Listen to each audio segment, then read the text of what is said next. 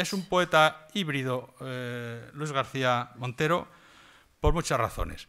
La primera, porque, aunque no tiene nada que ver con Gabriel Celaya, en la referencia que hacía Gabriel Celaya, copiándola muy probablemente de Pablo Neruda y de Caballo Verde para la poesía, cuando hablaba de la poesía de Celaya, que era una poesía que tenía que tener ideas, aunque otra cosa crean los cantores acéfalos, que tenía que tener sentimiento, aunque otra cosa aspiren a que tenga los poetas puros, que tenía que tener vida de la calle y también vida de sagrario, que tenía que tener todo.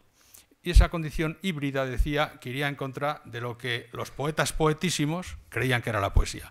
Él no es un poeta poetísimo, sino que es un poeta, en cuya poesía elementos del común se conjuntan y termina siendo poesía, poesía que ya no necesita de otros adjetivos.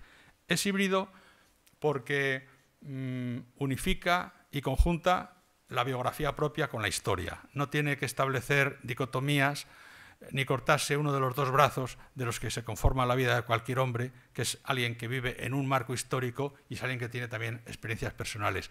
Su poesía puede hablar de asuntos de la intimidad y ello no solo no entra en colisión, sino que se da la mano con los asuntos corales o con los asuntos colectivos. En este sentido es una poesía del yo y es un yo que es el suyo y es el yo que es del sujeto que él crea en sus poemas. Esa realmente es la poesía de la experiencia y no la banalización que los enemigos de la poesía de la experiencia han hecho de ella, como si fuera una poesía que se dedica a fumar y a beber. La poesía en sí, una poesía de una señora que se dedica a fumar y a beber y a contar experiencias cotidianas, sino que la poesía de la experiencia es la condición en virtud de la cual alguien habla desde un lugar y le pone voz a un sentir y genera no tanto un poema, sino un poeta, que fue lo que hizo de otra manera Antonio Machado con Juan de Mairena o Fernando Pessoa con esos heterónimos que no eran seudónimos, porque eran nombres verdaderos en los que se multiplicaba su yo. Es una poesía híbrida porque es esencialista, espero que no se espante, y es histórica, las dos cosas, y es una poesía híbrida, y concluyo, porque es una poesía, uno de sus encomiastas o de sus elogiadores decía, y yo decía que decía, lo he dicho hace un momento, es clara, pero de gran calidad. Digo, y en virtud de que hay algún tipo, alguna suerte de oposición entre ser claro y ser de gran calidad. Lo que yo lo diría de otra manera, y sin pretensiones de corregir a quien tiene muchísimo más títulos que yo para decir eso. Es una poesía absolutamente exigente con el lenguaje. O sea, como decía Carlos Sagún a propósito del compromiso del poeta, el compromiso del poeta está en el poema, al que no le importa lo demás, y en ese sentido es una poesía absolutamente exigente, absolutamente, yo diría que estricta, estrecha, pero es también absolutamente amplia de miras, y en este sentido es una poesía compartible. La condición de acceder a un ámbito personal y suyo, con palabras justas y que no son ni fácil ni difícilmente sustituibles por otras, y de percibir que en ese sentimiento nos podemos sentir concernidos los lectores, yo creo que está al alcance de muy pocos poetas. Pues él aquí, él es uno de ellos.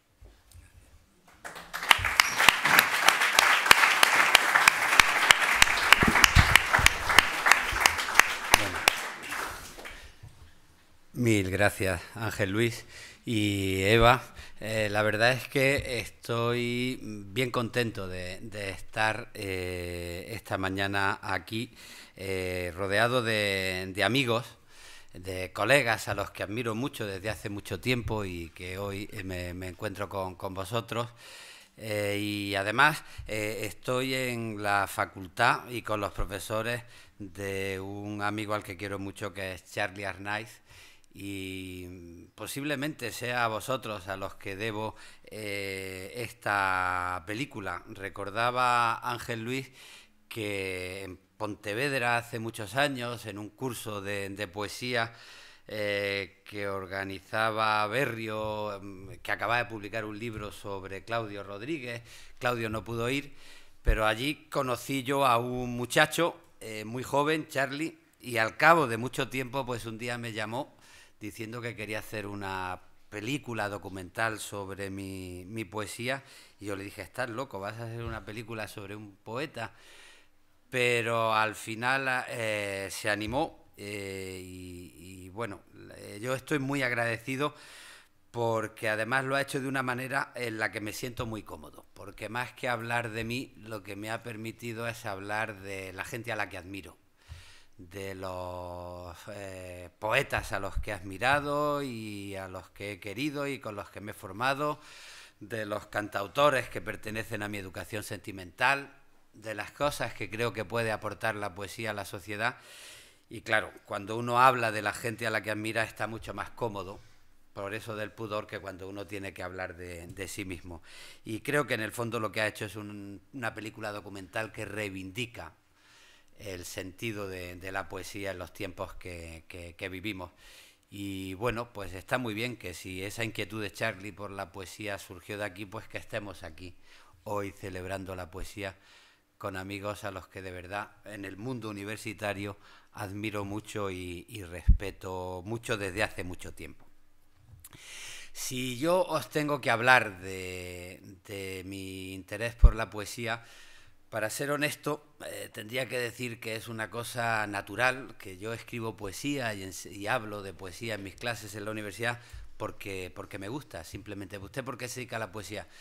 Pues porque me gusta, porque los azares de la vida hicieron que mi padre leyese poemas en alto, que fueron mis primeras novelas de aventura, porque un profesor en los Padres Escolapios de los años 60 se le ocurrió llevar un tocadiscos y ponerme el disco que un jovencísimo Serrat acababa de sacar con poemas dedicados a Antonio Machado, y porque después oí el disco un poco más tarde que dedicó a Miguel Hernández, porque en la biblioteca de mis padres descubrí un tomo de las poesías completas de Federico García Lorca en la editorial Aguilar, que fue para mí un deslumbramiento porque me ayudó a descubrir no solo un mundo estético fascinante, sino también la memoria de mi ciudad, una memoria borrada en la posguerra después del asesinato de Lorca, azares que fueron configurando a una persona que unió su identidad a la poesía.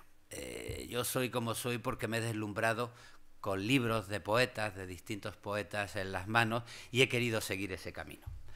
Lo que ocurre es que, claro, después de llevar pues muchos años dedicado a la poesía, pues también intento reflexionar sobre el sentido de mi trabajo. ¿Qué cosas creo que pueden significar eso que es el compromiso de la poesía? Yo soy de los que piensan que no es lo mismo tener un empleo que tener un oficio. El empleo nos sirve para pagar las facturas y para recibir un salario. El oficio es un ámbito de vocación, de desarrollo de la propia personalidad, y es el ámbito de compromiso primero con la sociedad. El compromiso con la sociedad es el desarrollo de una vocación y de un oficio, que es lo que te genera la condición de ciudadanía, y en ese sentido, pues el primer compromiso de la sociedad de un profesor es intentar ser un buen profesor y cumplir con el trabajo. El compromiso de un buen médico puede ser un buen médico, y el compromiso de un poeta es pues intentar ser un buen poeta en el desarrollo de una vocación. Y a partir de ahí me planteo, para justificarme a mí mismo, algunas reflexiones que voy a resumir en la lectura de 5 poemas que me dan pie para destacar algunas de las cuestiones que a mí me interesan. En primer lugar, y de eso sabe mucho Ángel Luis, desde hace tiempo los poetas reivindicamos nuestro género como un ejercicio de conocimiento. ¿Qué entiendo yo por esa reivindicación? Pues es una reflexión sobre la libertad muy necesaria en los tiempos en los que vivimos. A mí me gusta repetir un pensamiento de Antonio Machado, lo puso en boca de Juan de Mairena, cuando al hablar de la libertad dijo a sus alumnos: la verdadera libertad no es poder decir lo que pensamos, es poder pensar lo que decimos. quien ha tenido la mala suerte de vivir en años de dictadura o en dictadura sabe lo importante que es poder decir lo que se piensa. Pero quien vive en sociedades como la nuestra, con poderosísimos medios de control de las conciencias, de homologación de las conciencias, de tecnologías para imponer pensamientos, modas, verdades únicas, dogmas, pues tiene también que plantearse en serio eso de poder pensar lo que se dice. Porque muchas veces decimos lo que pensamos sin habernos capacitado, molestado, tomado tiempo para pensar lo que decimos. Y ese es un ejercicio de responsabilidad que tiene que ver con la libertad. A mí la poesía me ha enseñado algo que después me demuestra la vida cotidiana constantemente. La verdad no es un punto de partida, es un punto de llegada. Hay mucha gente que se cree muy libre por decir lo primero que se le ocurre y no se da cuenta que está repitiendo como un loro lo que flota en el ambiente. La mayoría de las encuestas, incluso diría yo la mayoría de los comentarios que ahora se hacen por internet, repiten constantemente como un loro ideas que se han impuesto, que flotan en el ambiente, que la tecnología ha impuesto como el sentido común, sin molestarse en hacerse dueño de las propias opiniones. Y la poesía invita a tomar distancia ante la ocurrencia. Pensar lo que se dice es no decir lo primero que se piensa. Es intentar hacerse dueño de los propios sentimientos, de la propia razón, de las propias opiniones, cuestionar la propia identidad. Y para eso es muy importante tomarse en serio la materia de trabajo del poeta, que es el lenguaje. Los seres humanos nos conectamos con la realidad a través del lenguaje. Si se empobrece el lenguaje, se empobrece nuestra relación con la realidad. Si se enriquece el lenguaje, se enriquece nuestra capacidad de interpretar la realidad. No es lo mismo decir por ahí vuela un pájaro que saber matizar que se puede hablar de un halcón o de una paloma, de un gorrión o de un águila.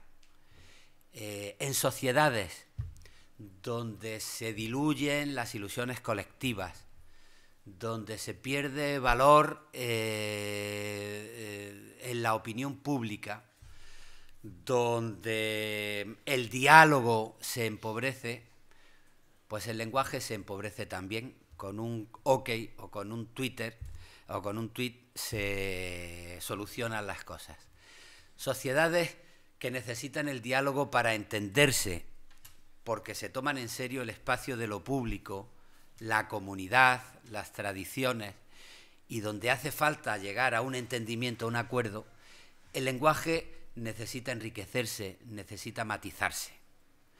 Y el trabajo de los poetas, cuando decimos que nos tomamos en serio el lenguaje, no es que creamos en un género lleno de palabrería, de retóricas, de adornos gratuitos, sino que creemos en un lenguaje capaz de matizar, de enriquecer la realidad frente a la pobreza de los dogmas.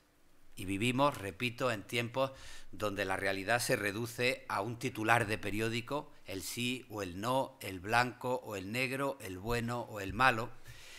Y el trabajo del poeta es indagar en el matiz. Cuando se dice un sí, hay que estar también del otro lado para ver el pequeño no que se encierra en ese sí. Y cuando se dice no, pues hay que estar también al otro lado de la puerta para saber qué de positivo se tapa, se oculta, se renuncia en ese no. Dentro de todo no hay un sí, dentro de todo sí hay un no.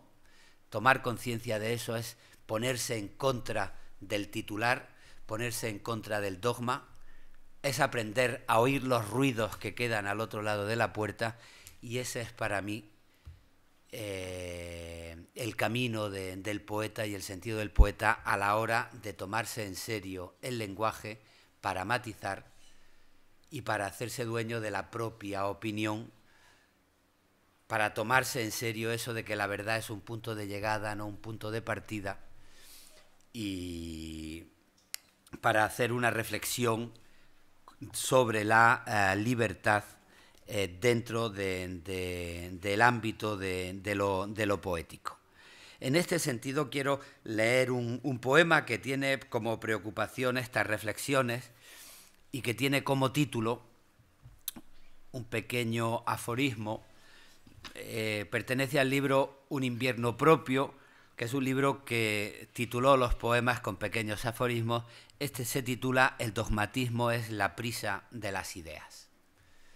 La poesía para mí es la lentitud que hace falta para que las ideas no se conviertan en dogma, sino que sean una meditación, un ejercicio de conocimiento sobre la realidad. El poema cuenta un atardecer a la orilla del mar en el paseo del poeta. Aquí, junto a las dunas y los pinos, mientras la tarde cae en esta hora larga de belleza en el cielo y hago mío sin prisa el rojo libre de la luz, pienso que soy el dueño del minuto que falta para que el sol repose bajo el mar. Esa es mi razón, mi patrimonio.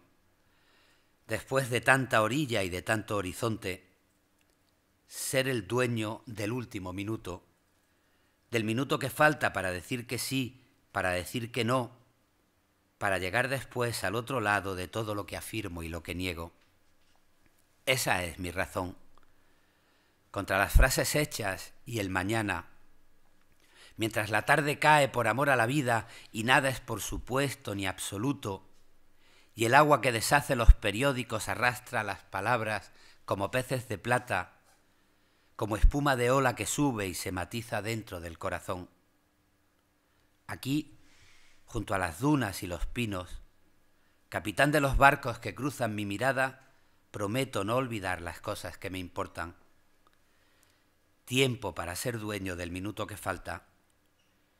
Pido el tiempo que roban las consignas, porque la prisa va con pies de plomo y no deja pensar, oír el canto de los mirlos, sentir la piel, ese único dogma del abrazo, mi única razón, mi patrimonio.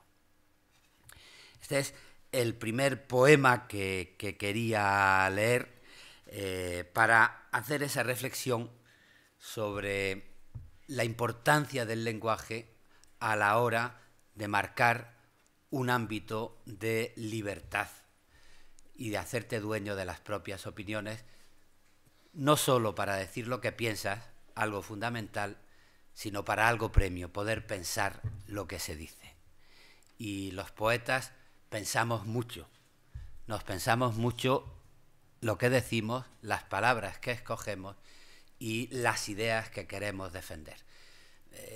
Yo siempre he estado en contra del poeta que se cree superior por ser tonto, un poseído de los dioses y hacer de medium de ideas que no tienen que ver con la propia conciencia, sino que parecen que fluyen más allá de la propia conciencia. La segunda cuestión que quería plantear y que tiene que ver con la poesía. El ejercicio de conocimiento sobre la realidad pasa por un ejercicio primero de conocimiento en la indagación personal, en el propio yo. A mí me gusta decir que el trabajo del poeta empieza en la siguiente escena. Yo llego a casa, llamo al portero automático, vivo en un cuarto, mi mujer y mis hijas me cogen el portero automático. ¿Quién es? Digo, yo soy, me reconocen mi voz, me abren la puerta, pero mientras subo por las escaleras o por el ascensor, empiezo a meditar. ¿Qué digo cuando digo yo soy? ¿Qué estoy diciendo cuando digo yo soy? Porque no está claro qué decimos cuando decimos soy yo. Y la indagación de la poesía tiene mucho que ver con el sentido de lo que se dice cuando se dice soy yo, o se dice soy hombre, o se dice soy mujer, o se dice estoy enamorado. Los profesores de literatura sabemos que el yo de Gonzalo de Berceo no era en absoluto parecido al yo de Garcilaso de la Vega o al yo de Federico García Lorca, y las personas con un poco de perspicacia pues saben, por ejemplo, que cuando mi hija dice soy mujer, tiene muy poco que ver con lo que decía mi abuela al principio del siglo XX cuando decía soy mujer. Porque las ideas sobre la tarea de la mujer, sobre la función de la mujer, la educación de la mujer, la sexualidad de la mujer, el sentido de la vida que tenía una persona nacida en Granada en 1905, tiene muy poco que ver con lo que siente una muchacha nacida en Madrid en el 1999. Hacerse dueño de las propias opiniones y de los propios sentimientos es tomar conciencia también de una de las posibilidades fundamentales de la poesía. Los poetas no se dedican a coleccionar por gusto palabras bonitas y matizar por gusto la realidad. Los poetas, en un ejercicio de indagación, toman conciencia de lo que dicen cuando hablan de su propia intimidad.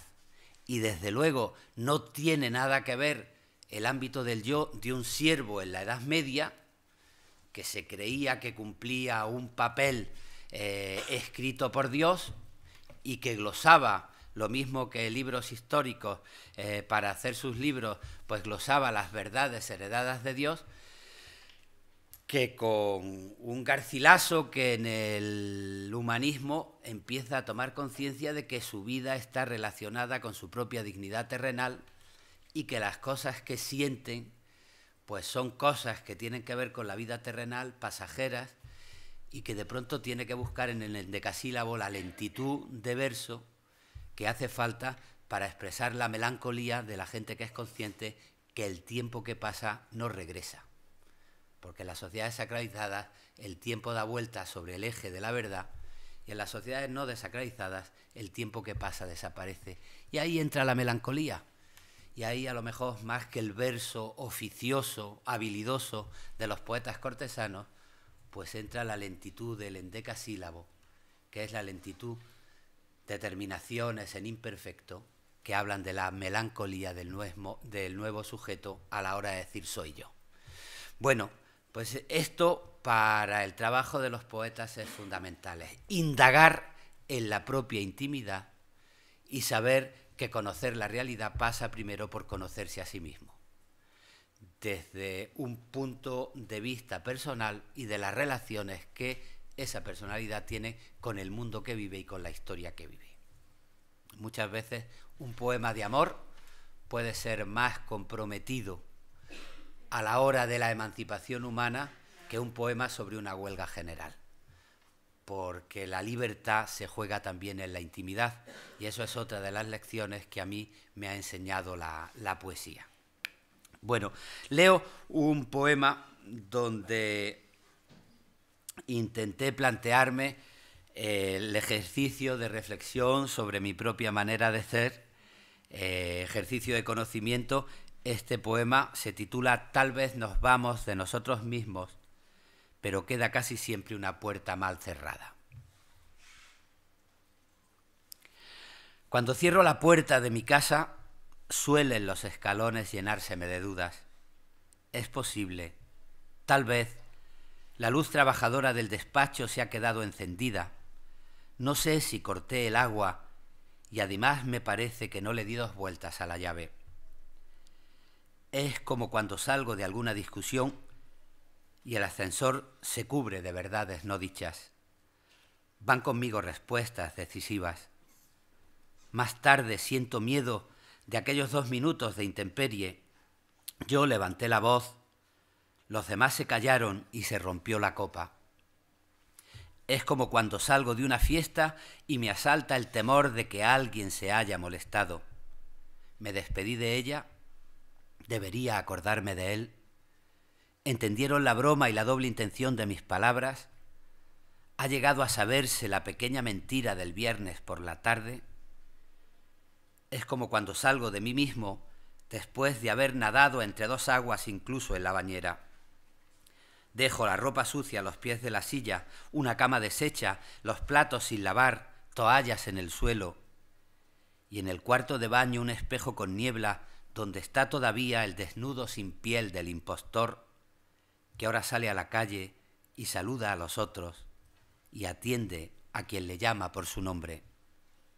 Todo es raro y difícil, como sentirse Luis, como vivir en el segundo izquierda de la noche, ser español o estar enamorado. Bueno, poner en duda cosas evidentes, oír los ruidos que hay detrás de la puerta, es tarea para mí del poeta. Federico García Lorca escribió: entre los juncos y la baja tarde, qué raro que me llame Federico.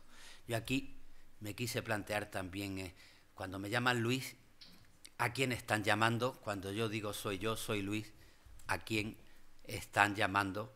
En ese ejercicio de conocimiento que debe ser la poesía a la hora de dudar de las cosas evidentes. Porque los dogmas no son simplemente ideas de carácter político, son también ideas sobre la vida cotidiana, sobre la realidad, sobre el yo, en las cuales intentamos definir nuestra propia identidad. Poner en duda las identidades es tarea de los poetas.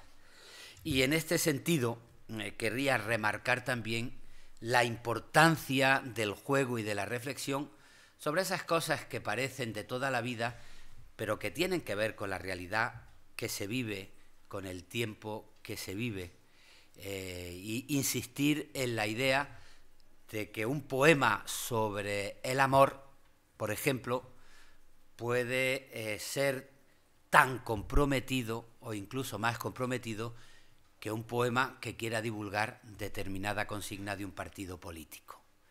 La emancipación se juega primero en la intimidad y es muy difícil que haya ideas dignas de sostenerse en una plaza pública que no estén apoyadas en el proceso de conocimiento y de emancipación de la identidad, de la intimidad, cuando decimos soy yo. Y ahí se juega el verdadero debate de la poesía. En una famosa ponencia en la Guerra Civil, en el Congreso de Intelectuales Antifascistas, Breton resumió bien cuál era la tarea del poeta, por lo menos a lo largo del siglo XX. Cuando dijo: Marx quería transformar la historia, Rimbaud quería transformar la vida, nosotros venimos a decir que es imposible transformar la historia sin transformar la vida y que es imposible transformar la vida sin transformar la historia. Es la emancipación que busca el verdadero compromiso a través del lenguaje y del conocimiento de la poesía, que a mí me ha marcado quizá por cuestión generacional. Yo pertenezco a una de las últimas generaciones del franquismo, y por el mundo que me movía en la universidad descubrí muy pronto que la conquista de la democracia no era poder votar cada 4 años. La conquista de la libertad tenía que ver también con la construcción de una sentimentalidad que no tuviese nada que ver con la educación clerical del franquismo. Amar de otra manera, definirse de otra manera, estudiar de otra manera, acercarse a la poesía de otra manera. Y en ese sentido, pues en mi poesía pues está la marca del que entiende el amor como un compromiso y la reflexión sobre la lírica como un intento de transformación. El tercer poema que he apuntado para leer va en este sentido y tiene que ver con esas reflexiones sobre la otra sentimentalidad, que junto a un profesor querido de la Universidad de Granada, Juan Carlos Rodríguez, pues un grupo de poetas a principios de los 80 intentamos asumir para pensar que, en el sentido machadiano, a lo mejor transformar la poesía no es buscar palabras raras, sino conseguir a través de ella un cuestionamiento de la sentimentalidad vigente y una construcción de otra sentimentalidad más libre, más emancipada. Se me acaba de morir mi maestro Juan Carlos Rodríguez, por eso he elegido este poema que se titula La inmortalidad, que es un poema de amor, pero que se lo dedico a él. Nunca he tenido dioses y tampoco sentí la despiadada voluntad de los héroes. Durante mucho tiempo estuvo libre la silla de mi juez y no esperé juicio en el que rendir cuentas de mis días. Decidido a vivir, busqué la sombra capaz de recogerme en los veranos y la hoguera dispuesta a llevarse el invierno por delante. Pasé noches de guardia y de silencio, no tuve prisa. Dejé cruzar la rueda de los años. Estaba convencido de que existir no tiene trascendencia, porque la luz es siempre fugitiva sobre la oscuridad, un resplandor en medio del vacío. Y de pronto, en el bosque se encendieron los árboles de las miradas insistentes. El mar tuvo labios de arena igual que las palabras dichas en un rincón. El viento abrió sus manos y los hoteles sus habitaciones. Parecía la tierra más desnuda porque la noche fue, como el vacío, un resplandor oscuro en medio de la luz. Entonces comprendí que la inmortalidad puede cobrarse por adelantado. Una inmortalidad que no reside en plazas con estatuas, en nubes religiosas o en la plastificada vanidad literaria llena de halagos homicidas y murmullos de cóctel. Es otra mi razón, que no me lea quien no haya visto nunca conmoverse la tierra en medio de un abrazo. La copa de cristal que pusiste al revés sobre la mesa guarda un tiempo de oro detenido.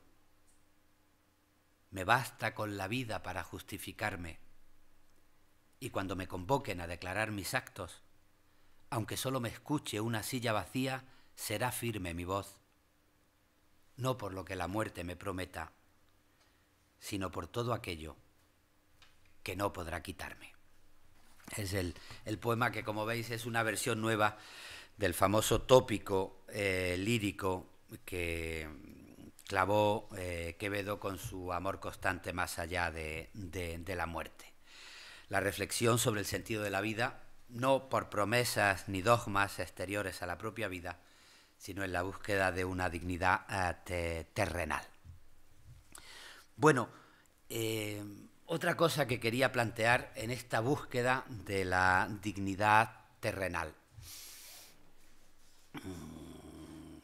Yo entiendo la poesía como un modo, y es el conocimiento, de llegar a la realidad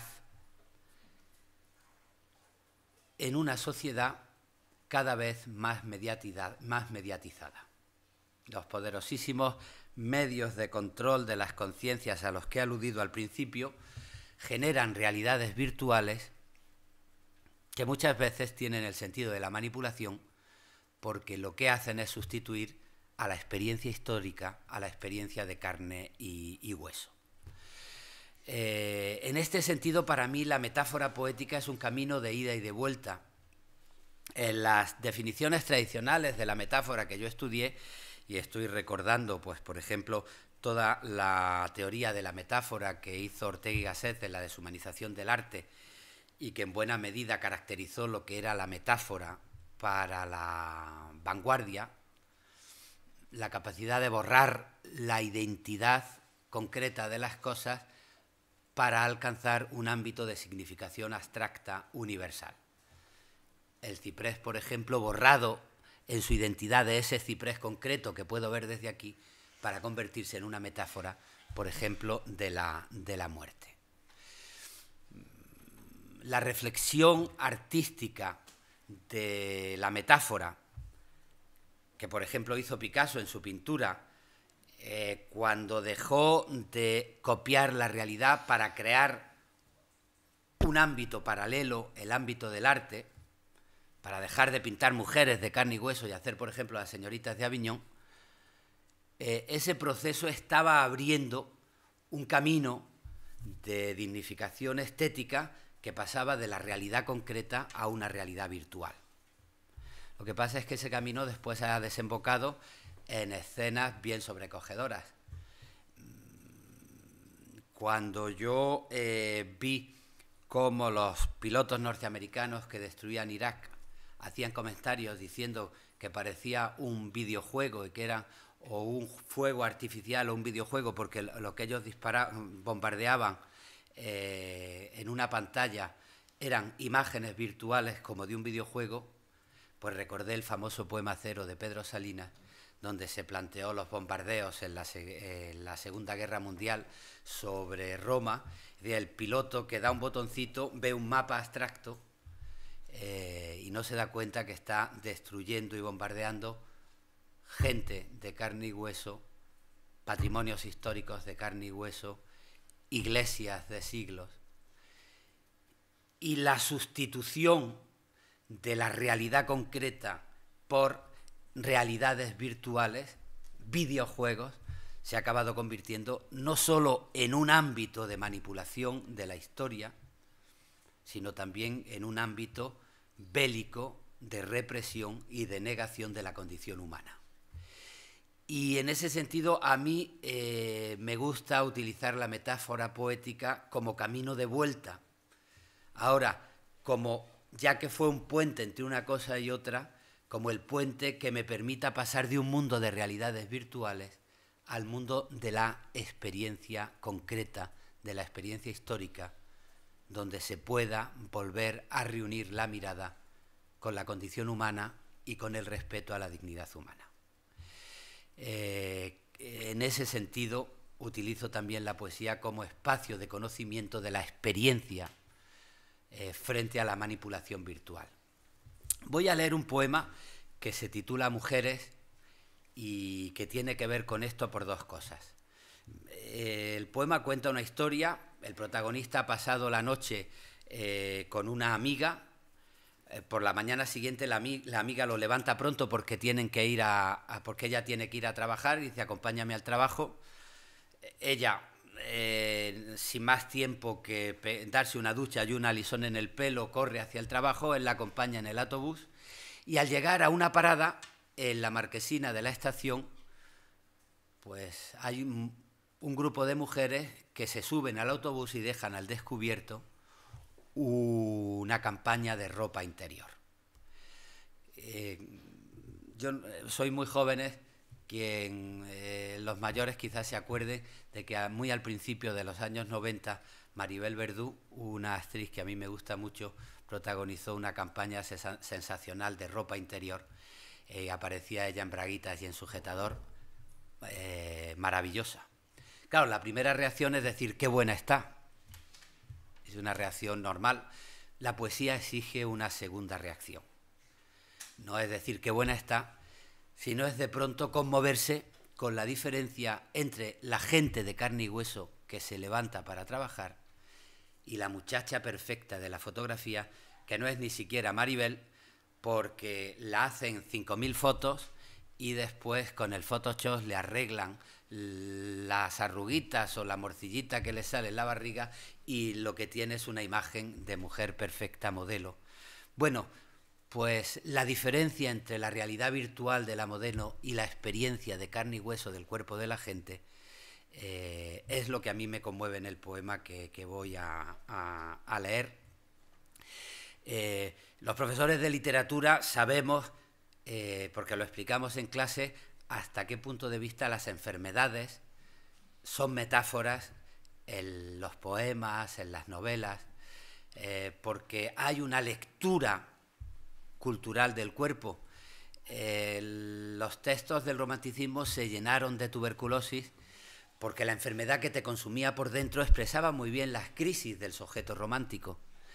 Yo creo que dentro de unos años la enfermedad que servirá para explicar la historia que estamos viviendo será la anorexia, porque estamos tan mediatizados que hasta la relación con nuestro propio cuerpo es virtual, y hay chicas, chicos que están famélicos, como si estuvieran en un campo de concentración, y que se miran al espejo y se ven gordos y vomitan y no quieren comer, porque estamos mediatizados con un paradigma que está pervirtiendo incluso hasta la relación con nuestro propio cuerpo. Eso es lo que yo quise plantear en este poema, en el que pensé en la poesía como un ámbito de recuperación de la experiencia de carne y hueso frente a las realidades virtuales. También en el poema hay otra cosa. Para los que nos educamos en colegios de curas reivindicando la libertad sexual, como parte de la huida de la dictadura, no hay nada peor que el espectáculo zafio de la telebasura. Cuando de pronto vemos a un imbécil contando cómo se ha acostado con una actriz famosa o a una idiota contando cómo se ha acostado, sin tapujos, pues con un torero famoso, ¿no? La libertad es la construcción de un respeto y de una comunidad de respeto. La telebasura es la conversión de lo público en basura, en estercolero. Todo lo contrario de lo que se reivindica cuando se reivindica en serio la libertad sexual, ¿no? Bueno, el poema se titula Mujeres y cuenta esta historia. Mañana de suburbio y el autobús se acerca a la parada. Hace frío en la calle, suavemente, casi de despertar en primavera, de ciudad que no ha entrado todavía en calor. Desde mi asiento veo a las mujeres con los ojos de sueño y la ropa sin brillo en busca de su horario de trabajo. Suben y van dejando al descubierto en los cristales de la marquesina un anuncio de cuerpos escogidos y de ropa interior. Las muchachas nos miran a los ojos desde el reino perfecto de su fotografía, sin horarios, sin prisa, obscenas, como un sueño bronceado. Yo me bajo en la próxima, murmuras. Me conmueve el recuerdo de tu piel blanca y triste y la hermandad humilde de tu noche, la mano que dejaste olvidada en mi mano al venir de la ducha hace solo un momento, mientras yo me negaba a levantarme. Que tengas un buen día. Que la suerte te busque en tu casa pequeña y ordenada. Que la vida nos trate dignamente.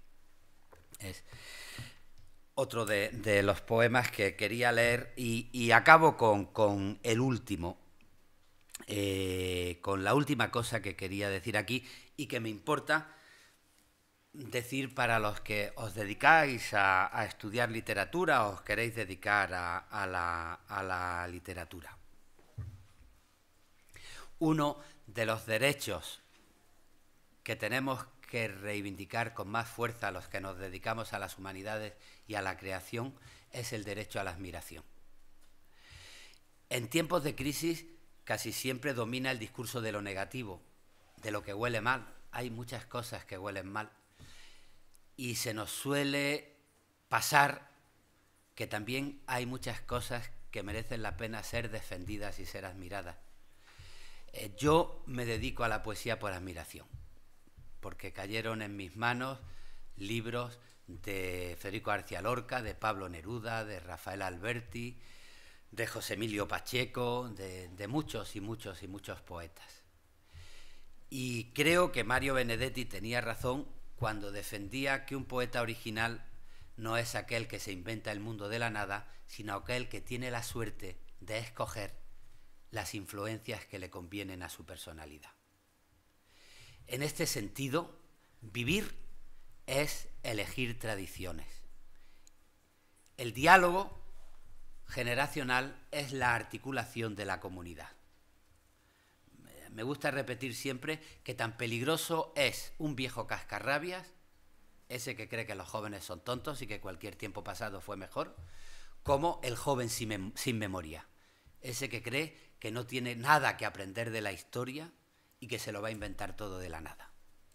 A mí, frente al poeta que se cree que se lo está inventando todo de la nada y que se puede entrar en la poesía o en la literatura como un elefante que entra en una cacharrería, pues me interesa el poeta que con sus propios ojos intenta dialogar con las tradiciones, elegir en la riqueza de la poesía el mundo que le ayuda para entenderse, para identificarse, para construirse a sí mismo. Y en este sentido, desde el punto de vista de la literatura, acabo como empecé. La verdad no es un punto de partida, sino de llegada. El mundo propio se construye aprendiendo a leer y escogiendo del pasado las cosas que me interesan. Y eso a mí me ha servido para el compromiso, por ejemplo. ¿Qué hace un poeta metido en política? Parece que la política, con el desprestigio que tiene y se lo está ganando a pulso, lo mancha todo. Parece que un poeta que se emociona políticamente, pues corre peligro de no ser un poeta puro. Pero claro, te pones a leer y desde Dante hasta Miguel Hernández, pues si yo pienso en Jovellanos, acabó preso en el castillo de Belver por su compromiso político. Pienso en Machado, acabó enterrado en el exilio en Collur por su compromiso político. Pienso en Federico Garza Lorca, acabó fusilado en el barranco de Biznar por su compromiso político. Pienso en Miguel Hernández, acabó muriendo en la cárcel por su compromiso político. Desde Dante hasta hoy, me parece que la mayoría de los grandes poetas han tenido muy clara también su dimensión cívica y su compromiso político. Y yo siempre me digo a mí mismo que si no alcanzo calidad poética no será por mi compromiso político, sino por mis falta de facultades poéticas. Un buen poeta puede hacer buenos poemas hablando de amor, hablando de religión, o hablando de política, o hablando de lo que quiera. Un mal poeta puede hacer malos poemas hablando de política o hablando de religión. No es lo mismo el cántico espiritual de San Juan de la Cruz que un pregón de Semana Santa de un poeta costumbrista folclórico de los que abundan en Andalucía. En ese sentido, elegir bien las tradiciones no solo sirve para formar con lo mejor del pasado la propia identidad, sino también articular un discurso hacia el porvenir de querer dialogar con los jóvenes para que la antorcha de la tradición, de la poesía, de los valores que representa la poesía, siga caminando hacia el futuro más allá de uno mismo. Y ahí la dimensión política, desde luego, no está de más. Esto es lo que yo quería decir con el poema con el que voy a acabar, que es un poema donde elijo mi propia tradición, la tradición del poeta cívico que considera que su oficio es tomarse en serio el lenguaje como articulación de la sociedad y como integración con la sociedad. Para mí, dos de los poetas que mejor representan esta tarea del civismo son Antonio Machado y Ángel González.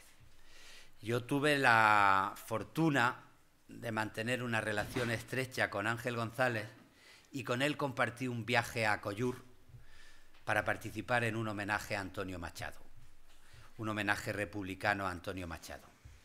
Y escribí este poema donde cuento el viaje que hice con Ángel González y la reflexión, el sentimiento, la emoción que tuve delante de la tumba de Antonio Machado en Collur. Se aluden a muchas cosas, veréis que se aluden a cosas propias de la vida de Machado. Sabéis que él salió, hay un artículo estupendo de Corpus Vargas contando cómo acompañó a Machado al exilio. El franquismo quiso decir que el gobierno de la República había abandonado a Machado a su suerte, y Corpus Vargas dijo no, yo lo acompañé porque el gobierno de la República me pidió y me dio credenciales para que amparase a Machado en su salida al exilio. Cuando lo detuvieron en la frontera, como a otros muchos españoles republicanos, quisieron llevarlo a un campo de concentración en Francia. Corpus Vargas le dijo a la policía francesa que Machado era algo así como el Valerí español, y además le enseñó credenciales. Ya le habían buscado acomodo en Collur, en la pensión de Madame Quintana, y lo dejaron pasar. Fueron en tren hasta Collur, y al llegar a Collur, Machado estaba muy viejito, Casi no podía andar, el pueblo estaba en obras, no podían ir en coche, en taxi, tuvieron que ir andando. Machado se apoyó en su cayado. La que no podía andar era la madre de Machado, estaba tan mayor que no podía andar y además estaba muy confusa con la edad, con la enfermedad, con la desorientación del exilio, no sabía ni dónde estaba. La llevó en brazos Corpus Vargas, el gran periodista. Corpus Vargas cuenta que cuando iba con ella en brazos andando por Coyur, se le acercó al oído Ana Ruiz, la madre de Machado, y le dijo: ¿pero cuándo llegamos a Sevilla? Porque pensaba que estaba volviendo a Sevilla. Y algo de eso debió sentir Machado también al salir de la guerra y al encontrarse con un Mediterráneo en paz, con una luz en paz, por poco tiempo, pero todavía Francia estaba en paz, porque es conocida la historia de que al morir le encontraron la anotación de un verso en el bolsillo de su gabán: estos días azules y este sol de la infancia. Con todas esas cosas, yo quise elegir mi tradición de poeta cívico con este poema que se titula Coyur y con el que acabo dando una vez más las gracias a todos por vuestra compañía y a vosotros por la invitación. Coyur. Un rincón en el mundo detrás de una frontera, o detrás de los años y los amaneceres con la esquina doblada como la página de un libro, o detrás de las curvas de una guerra. Se conmueve el camino a la orilla del mar. Parece un látigo en el aire de febrero lluvioso. Cuando baja del coche, Ángel González duda. Pone sus pies heridos en la historia y sube muy despacio, entre muros franceses y casas repintadas, con el azul de los veranos, hasta llegar al cementerio. Lo que nos trae aquí no es el sol de la infancia. Los lugares sagrados nos permiten vivir una historia de todos en primera persona. Las flores de la tumba de Machado imitan el color de una bandera sagrada por mandato de mi melancolía. Aquello que perdimos una vez y el frío de las manos, la palabra en el tiempo, el dolor de las vidas que se cortan en el cristal de los destinos rotos, descansa hoy, casi desnudo, en una tumba de poeta. ¿Cuándo llegamos a Sevilla?, preguntaba su madre al entrar en Coyur. Qué difícil la suerte de los pueblos que viven protegidos por la misericordia de un poema. Qué difícil la última soledad de Machado. La luna llega al mar, el mar llega a Sevilla, nosotros a un recuerdo y a esta pálida, desarmada emoción de saber compartir una derrota. Muchas gracias.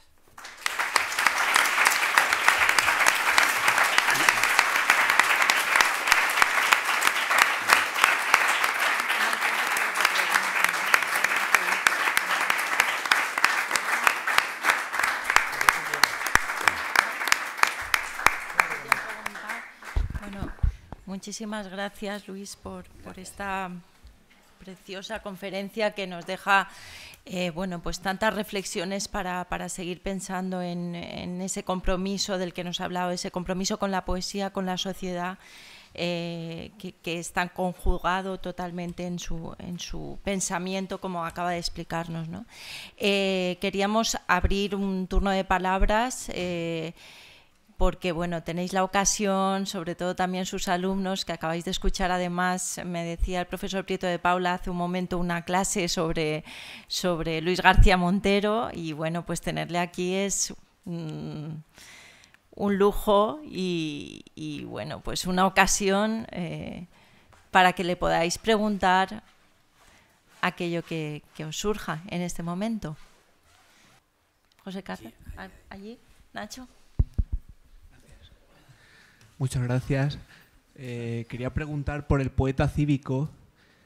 ¿Es posible que haya cambiado lo social, que ya no sea un grito panfletario y que el compromiso tenga que ver más con la ciudad, con algo sosegado. ¿Es posible este cambio en la última poesía? Gracias. Yo creo que es no solo posible, sino evidente.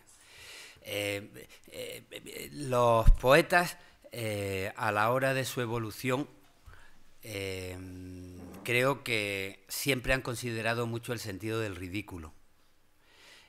Por ejemplo, a mí me gusta mucho de qué manera Galdós se reía un poco del poeta grandilocuente romántico, de ese que le invitaban a leer en el salón y se ponía grandilocuente a leer en el salón, y la gente del salón ya en la segunda mitad del 19 se reían de él, y se reían de él porque era ampuloso y estaba fuera de la sociedad y fuera de los códigos de la sociedad. Y yo creo que de ahí salió Bécquer. Cuando se dio cuenta que la ampulosidad estaba fuera de los códigos de la sociedad, tuvo que buscar un tipo de respuesta poética al tiempo en el que vivía. Y esa difícil sencillez de las rimas y esa apuesta por la síntesis viene de ahí. Y con el compromiso pasa exactamente lo mismo. La idea del poeta o del intelectual poseedor de la verdad, que se cree que tiene el dogma absoluto y que va a ser el faro y el guía de la sociedad y que con el dedo le dice a la gente por dónde tiene que caminar, eso ahora queda absolutamente ridículo. Y la sociedad, además, en su avance, pues en la era de la información y en el Internet, donde hay la evidencia de un saber colectivo y de una opinión colectiva, donde el yo muchas veces se diluye y donde hay muchas aportaciones de comentarios y de construcciones que vienen de un sitio y otro, pues de pronto ese yo que se cree en posesión con la verdad, pues queda muy ridículo también. No hay nada más ridículo que dar un sermón en Internet, porque se pueden reír de ti a los 5 minutos. Pues digamos que eso caracteriza algo que viene produciéndose desde hace tiempo en la sociedad. Entonces, a mí me parece que ahora, más que el poeta inflamado, sacerdote, que lleva su compromiso también a territorios sacerdotales, pues tiene más sentido pues la reivindicación de la propia conciencia, de valores que uno cree que deben defender, que no son dogmas, sino puntos de vista de una conciencia, y que lo que intenta, más que hablar a las masas, es establecer un diálogo con otra conciencia y establecer el diálogo entre el autor y el lector. Y en ese sentido, pues yo creo que la idea también de lo que puede ser el éxito ha cambiado mucho, ¿no? En una sociedad en la que el éxito es ya pues la acumulación de dinero y de fama, y donde hay poderosísimos medios de control de la realidad, y donde un lector sabe que, y digo un lector más que un poeta, porque los lectores crean también un ámbito en donde circula el hecho literario y son tan importantes como el propio creador para el hecho literario, pues cualquier lector o cualquier poeta sabe que un telediario bien manipulado genera más corriente de opinión que el mejor poema del mejor de los poetas. ¿Crees que vas a cambiar el mundo con un poema? Pues resulta un poco ridículo. Entonces, ¿de qué se trata?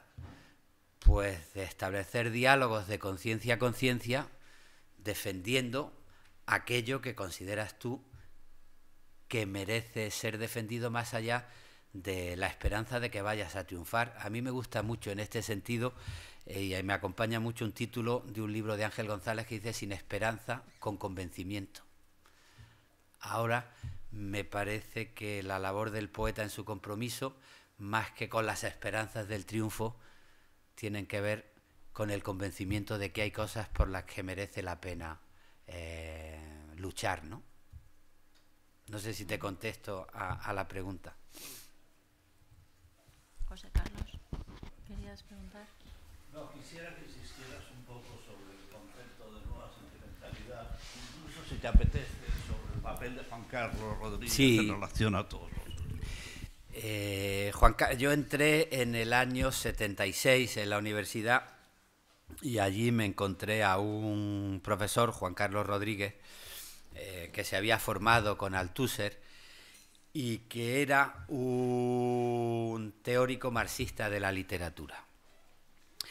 La idea de Juan Carlos fundamental es que la literatura era un ejercicio histórico y que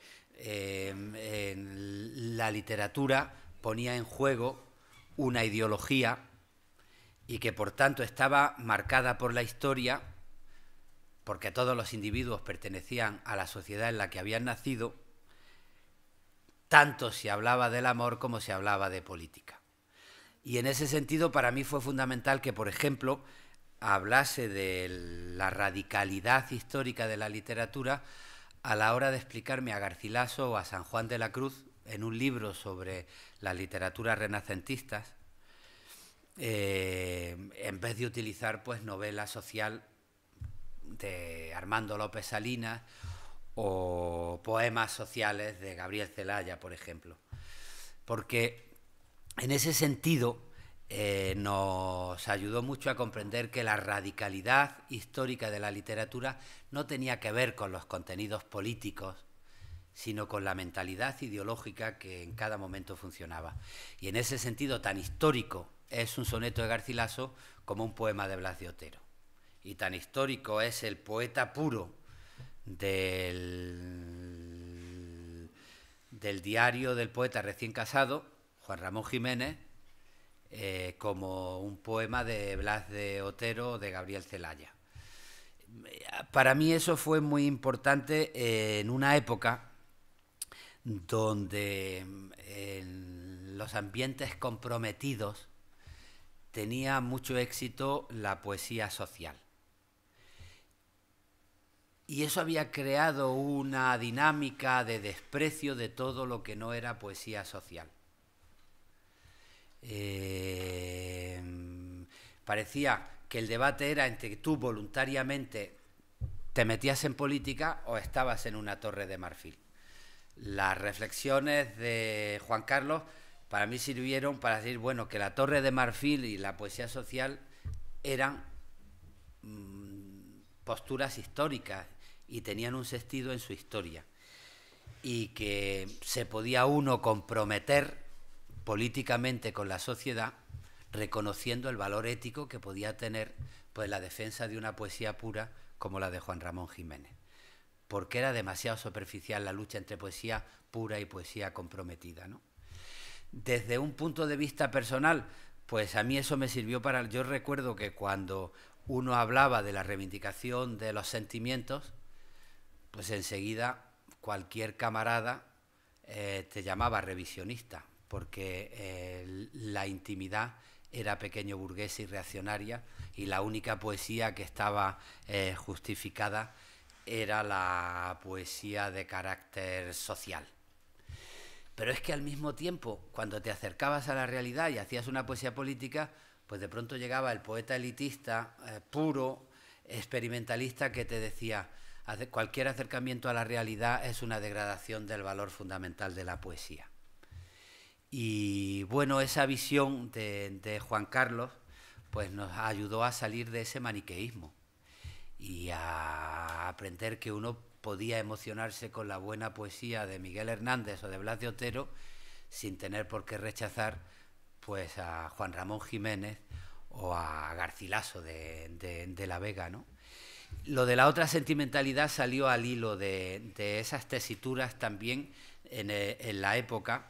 A la hora de hacer un compromiso político, pues de pronto nos vino muy bien una reflexión que Antonio Machado hizo en su Juan de Mairena y que desarrolló en otros textos literarios en la revista Occidente, también un poco en reacción con la vanguardia y con el fenómeno de la vanguardia de su tiempo. Antonio Machado decía que los sentimientos, no las sensaciones, pero los sentimientos son tan históricos como cualquier otra cosa. Y él hablaba, por ejemplo, de lo que uno siente ante el paso de una bandera, que en un momento determinado eso puede ser muy emocionante y para otra persona le puede traer sin cuidado. ¿Por qué? porque los sentimientos que creemos más profundos en nosotros se construyen en una educación sentimental en una determinada sociedad, y que por tanto muchas veces la verdadera emancipación de la poesía y la transformación de la poesía no venía solo en el juego formal, sino en la transformación sentimental que acababa por exigir después un lenguaje nuevo. Eso para mí conectaba mucho con la ruptura que yo había visto en Garcilaso frente a la cultura medieval. Después de siglos y siglos diciendo que la vida no importaba nada y que porque toda la realidad venía después de la muerte, pues Garcilaso transformó la poesía no hablando de los problemas entre los nobles y los reyes o de la corte absolutista en el siglo XVI o de las campañas, aunque también alude a ellas, políticas del duque de Alba, sino simplemente haciendo una poesía amorosa que ya no tenía que ver con el sentimiento medieval y que decía, por ejemplo, en endecasílabos, coged de vuestra hermosa primavera el fruto cierto antes que el tiempo alado cubra de nieve la fermosa cumbre, ¿no? Para antes de que se te llene de canas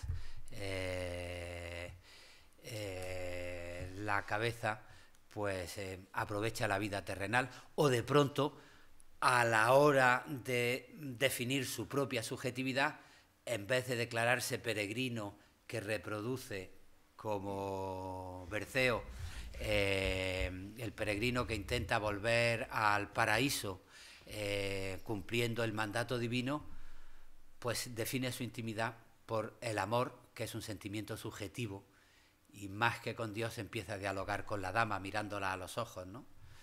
Yo no nací sino para quereros, mi alma os ha cortado a su medida, por hábito del alma misma os quiero, cuanto tengo confieso yo de veros, por vos nací, por vos tengo la vida, por vos he de morir y por vos muero. Y de pronto desplaza el sentido de la servidumbre desde una concepción religiosa, y el hábito está ahí, a una concepción terrenal del amor, de los propios sentimientos de la subjetividad, porque la dama no es más que un espejo para iluminar el propio yo. Bueno, pues eso es lo que intentamos en la otra sentimentalidad llevar al tiempo contemporáneo, para decir que a lo mejor la renovación de la poesía no pasaba por el experimentalismo formal, que tenía que ser la consecuencia de buscar una identidad, una sentimentalidad distinta a la que habíamos superado en la quiebra con lo anterior, ¿no? Eso fue un poco la lógica de la otra sentimentalidad, que fue una reivindicación machadiana.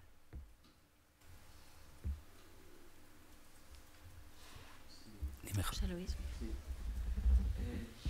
Hay una frase, Luis, que yo creo que podría resumir tu intervención de hoy y también el espíritu del documental, aunque tú no lo sepas, Charlie.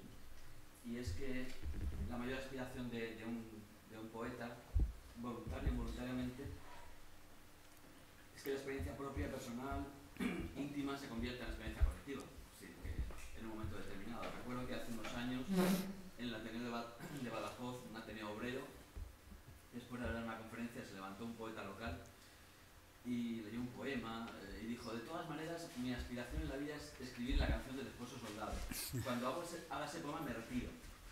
Estaba diciendo que efectivamente, es decir, un señor que hace un poema en el que consigue conectar con todo un sentimiento, no solamente del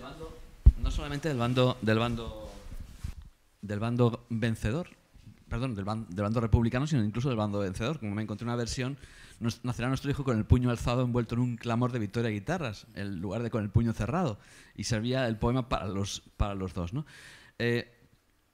Cuando vemos el documental y oímos el testimonio de Mara Torres, de Javier Riollo, incluso el del propio Joaquín Sabina, dicen, la grandeza de Luis García Montero está en que cuando lees un poema de él, dices: Dios mío, esto es lo que yo he querido decir toda la vida, esto es lo que yo he sentido, esto es lo que yo he experimentado. Ese ejemplo que pones tú de poesía íntima y personal, experiencia personal convertida en experiencia colectiva, todo el mundo dice que es realmente el gran acierto de Luis García Montero. Cuéntanos qué se siente desde ese lado. Bueno, la verdad es que los que aparecen en el documental son muy amigos. y dicen cosas que para que a mí me gusten, ¿no? Yo le agradezco a Charlie pues, que haya contado con gente que habla bien de mí. También es verdad que los que iban a hablar mal de mí tampoco se iban a prestar a llegar. También es muy antipático ir a un homenaje a alguien y decir, una mierda, no sé cuánto, no sé qué, ¿no? No, y entonces dicen cosas que yo en ese sentido pues agradezco, porque creo realmente que la poesía forma parte de la educación sentimental de la gente, de la mía por lo menos. Yo, y siempre repito que cuando me hacen opinar sobre poesía, si opino como poeta, pues tengo muchas inseguridades y que prefiero opinar como lector. Y cuando yo digo que el lector es importante, no estoy pensando en la persona que me vaya a comprar un libro, a vender mucho o poco. Estoy pensando en el lector que yo soy y en el lector que yo fui, ¿no? Y para mí la poesía se justifica por lo que yo he sentido leyendo con un libro en las manos. Y yo lo repito siempre, hay que ser muy tontos para emocionarse con un poema que uno mismo ha escrito. Uno se lee a sí mismo con ojos de corrector, diciendo, y con la inseguridad, esto me salió bien, bueno, sí, no está mal, no, esto no, o bueno, aquí pude meter la pata. En uno de los poemas que acabo de leer, yo después de varias ediciones cambié una cosa, porque en el poema Mujeres, el último verso acababa diciendo que la vida te trate dignamente. Y una vez una chica escribió un ensayo sobre el poema y puso el final del poema traiciona el sentido, porque dice que la vida te trate dignamente, es como decir ahí te quedas, que esto es lo contrario de lo que quieres decir en el poema. Yo no había caído, pero después de leer eso, cada vez que leía el poema decía, joder, ahí te quedas, y ahí te quedas, y ahí te quedas. Y acabé cambiándolo y el poema ahora es que la vida nos trate dignamente. Uno se lee con ojos de corrector. Cuando yo reivindico el derecho a la admiración, la emoción que yo siento es cuando leo muchos poetas que he leído, y porque lees con ojos de admiración. Y eso es lo que te da energía para seguir creyendo en la poesía. Y yo creo que la poesía interviene en la educación sentimental de la gente, porque a mí me ha intervenido como lector, y en esa parte de realidad que yo soy, pequeñita, todos somos una parte de la realidad, la poesía desde luego ha transformado la realidad sin duda ninguna. Y bueno, por eso a mí como saben que yo opino así, pues mis amigos dicen que en realidad la poesía de Luis es que me entiende, o que es lo que yo he querido decir, y que como que el lector participa en eso. Yo a Charlie le he contado muchas anécdotas que verdaderamente, por ejemplo, hay muchos comentarios de amigos o de gente desconocida que le dan sentido al trabajo del poeta. Y a mí hay una cosa que me emociona especialmente, y es que cuando alguien te explica que un poema tuyo ha tenido algo que ver con un momento determinado de su vida. Este poema a mí me pidieron una vez que en una de las primeras bodas de homosexuales que hubo en Madrid leyeron un poema mío. Y es porque dos chicos que estaban enamorados, que eran muy amigos, pero que no se atrevían a declararse, pues de pronto utilizaron un poema mío para declararse, y uno se iba a su casa a pasar unas vacaciones fuera, y le dio al otro, y el otro le dio un sobre y dijo, oye, cuando llegues a Aranjuez, abre el sobre y léelo. Y según lo que sea, o según lo que sienta, o vuelve o sigue para tu casa. Y utilizó un poema mío para declararse, y el otro muchacho lo abrió el sobre y dijo, este está tan enamorado como yo, no nos lo hemos dicho, pues teníamos miedo de romper nuestra amistad por un asunto de homosexualidad. Y el otro se bajó en la estación, cogió un traje de un tren de vuelta, se hicieron pareja, y fue una de las primeras bodas homosexuales que hizo Pedro Cerolo. ¿Nos das permiso para que utilicemos tu poema? ¿Cómo permiso? Os doy las gracias, porque ese es el sentido de la poesía. O una vez, yo cuando publiqué esa novela publiqué la novela de No me cuentes tu vida, que habla un poco de las relaciones en distintos momentos históricos entre la sociedad española y la sociedad rumana, pues como hay una parte fundamental que ocurre y que tiene que ver con un cura obrero en el Gallinero de Madrid, pues me hice bastante amigo de muchos curas progres y que me llamaban y eso. Y la verdad es que si los poetas lo tienen mal en la sociedad en la que viven, los curas progres los tienen peor todavía, ¿no? Y yo me identificaba mucho con ellos. Y de pronto un cura que se había ido de misionero al Níger, que había contraído allí una enfermedad de malaria bastante mala, con un tipo especial de malaria mala. Se había venido a curarse a casa de sus padres en la provincia de Granada, en Motril. Y estando en Motril, en la convalecencia, colaboraba con el tanatorio de Motril. Hacía misas de funeral en el tanatorio de Motril. Y de pronto yo me había hecho amigo de él en su experiencia de misionero en el Níger, y de pronto me llama un día y me dice: Luis, te voy a contar una cosa. Estaba haciendo un funeral en el tanatorio de Motril, tristísimo, porque era una pareja del norte que estaba viajando, a él le había dado un ataque al corazón, se había muerto, y entonces estábamos haciendo el funeral para incinerarlo, porque después ella ya se llevaba la urna de las cenizas a su tierra y allí hacían todas las cosas sociales y tal. Y estábamos yo como cura, el féretro y la mujer sola. La cosa estaba tan fría y tan triste que yo le dije: ¿quieres decir algunas palabras para integrarla en el funeral, en la misa? Y la mujer se levantó, le dio un beso al féretro y dijo: aquí no es diaria ni justa la existencia, bésame y resucita si es posible. Y dice: oye, y claro, al terminar yo le he preguntado: ¿y eso que has recitado que es? De un poema de Luis García Montero, unos versos de Luis García Montero. Para que veáis cómo funciona el hecho de la poesía y lo hospitalaria que es la poesía y lo importante que tiene la actividad del lector a la hora de habitar el poema y hacer suyo el poema. Esos versos pertenecen a un poema que yo le escribí a un póster que tenía en casa de mis padres de Marilyn Monroe, que era el póster ese famoso de la foto donde está pasando el metro por debajo, el viento del metro le levanta la falda. Y bueno, yo con ese póster que había tenido desde la adolescencia en casa de mis padres, pues tenía relaciones especiales y le escribí un poema. Y al final el poema acababa así, porque después de que Marilyn se suicidara: aquí no es diaria ni justa la existencia, bésame y resucita si es posible, reivindicando la belleza de una criatura como Marilyn en un mundo hostil como el que podía tener yo en esa época. Bueno, pues esos versos dedicados a Marilyn de pronto se apropian por alguien para negociar la muerte de su pareja 30 años después en un lugar inesperado, ¿no? Eso es la poesía. La poesía es un género muy hospitalario.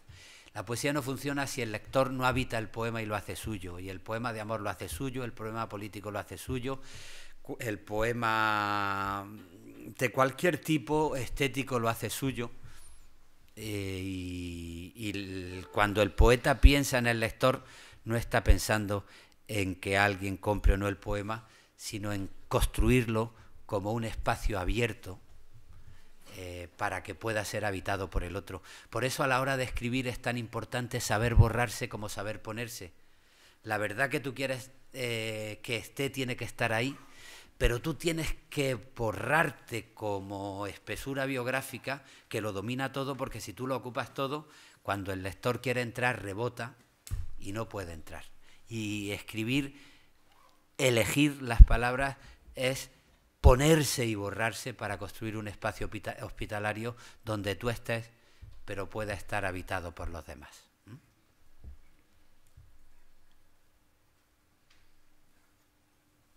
¿Alguna pregunta más? Así es que muchísimas gracias por vuestra asistencia y de nuevo muchísimas gracias a Luis García Montero y también al profesor Prieto de Paula. por estar aquí y por habernos dado esta mañana tan bonita y tan especial. Gracias a todos.